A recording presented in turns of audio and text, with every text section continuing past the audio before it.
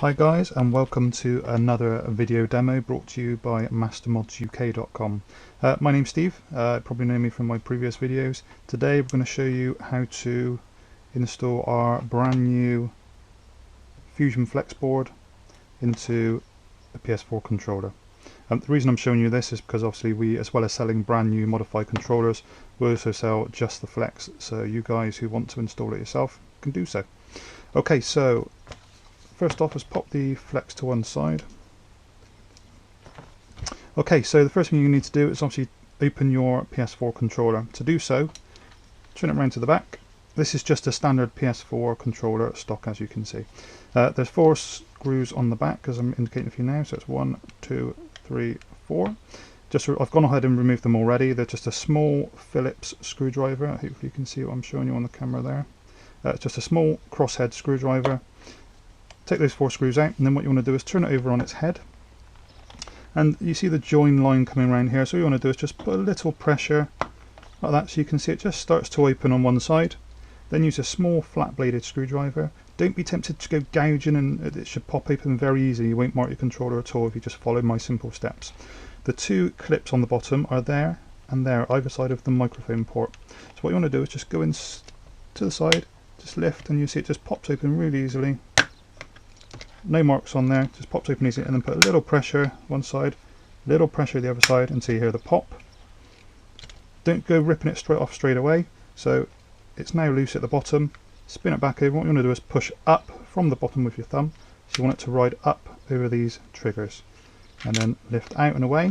You see there's a ribbon connector connected inside. So again, don't just pull it straight off.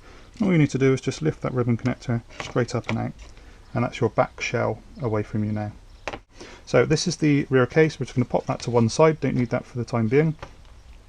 You see the battery, just unplug the battery from one side, just pull it up and out, and then take your flat bladed screwdriver. Again, there's 2 clips, one there and one there. What you're going to do is go down, lift out to the side, down, lift out to the side, and it comes up and away. Okay, next thing you need to do, there's another small ribbon connector which is connecting your touchpad at the front to the circuit board. There's a little hinge, hopefully it shows up on the camera, small hinge just here.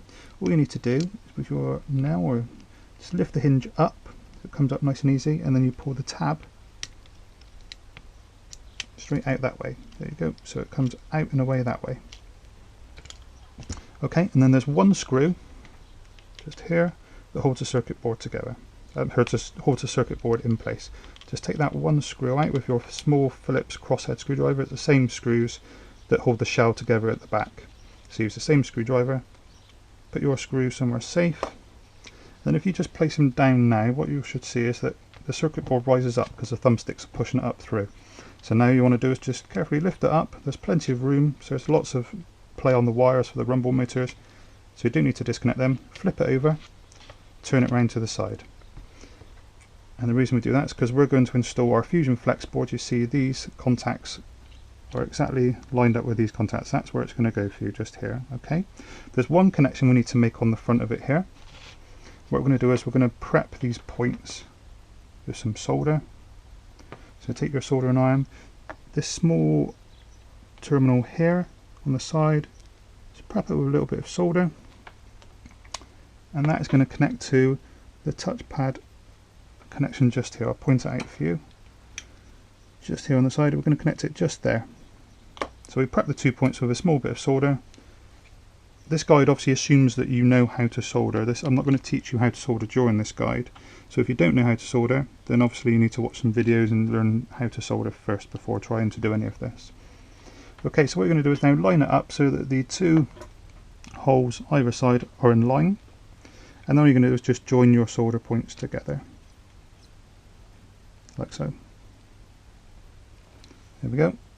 Make sure you've got a good connection there, and then spin it back round, turn your controller back over, and pop it back down in. When you pop it back down in, just a word of advice, make sure you remember to put your ribbon connector for your touchpad terminal, make sure it's outside and it hasn't been tucked underneath, otherwise it can be a pain to get back out.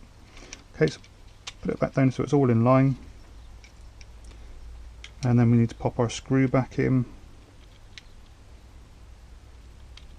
to hold the circuit board back in place. Okay, once that's back in place, it's a good idea now to pop your ribbon connector for your touchpad back in. Exactly the same as you took it out, you just slide it back down underneath the hinge and then fold the hinge down to lock it in place. Okay, so that's that back connected now. Now we've got our flex stuck out from the top here. It's called a flex because obviously you can flex it. So what we're going to do is flex it down over, bend it so that it sits nicely, put a crease on the top, don't worry you won't damage it, crease on the top. You see it still wants to spring up, so the best thing to do is just pop a small spot of hot melt glue on the bottom. And just press it down with a wet finger, and there you go, that'll hold it in place for you. That's where it's going to live. Right, now for the next part, what we need to do is connect. You see it's already marked up for you L3, R3. The two places we're going to connect a wire from L3 to this one here, which is the L3 connection, and the R3 to this one here, which is the R3 connection. So with your Keynar wire that you get in your kit, you need to strip one end, just strip a couple of millimeters, 2-3 millimeters will be fine. Again, a bit of solder.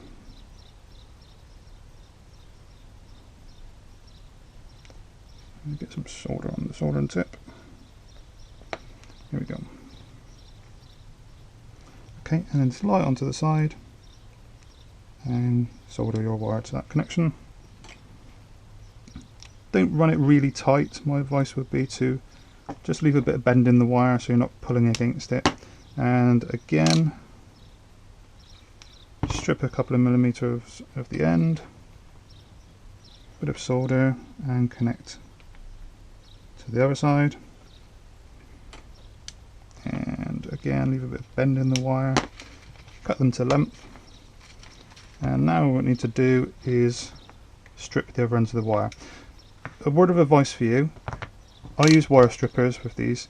You can do obviously whichever way you prefer. What I would advise, don't go pulling straight against this, otherwise you're pulling against your brand new solder connection. Use something like a pair of nose head pliers or something like that to hold the wire, so that then when you pull and strip the end of the wire, you're pulling against your nose head pliers and not your solder, and you're not going to pull your solder off. There we go.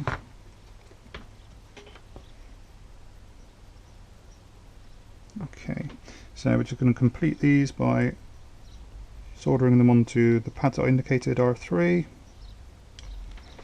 and on the other side for L3. There you go. Right, if you're just doing the Fusion installation, that's it, you're all done. Literally all you need to do at that point is pop your battery back down on, press down either side to clip it back in, plug the battery, sorry, don't plug the battery in yet, sorry, it should be last. Take your rear case, your ribbon connector, put the ribbon connector back in there, the brass contacts face to the left as we're looking at it, pop them back down in, put your battery on, cover on, go and enjoy your hard work, all done.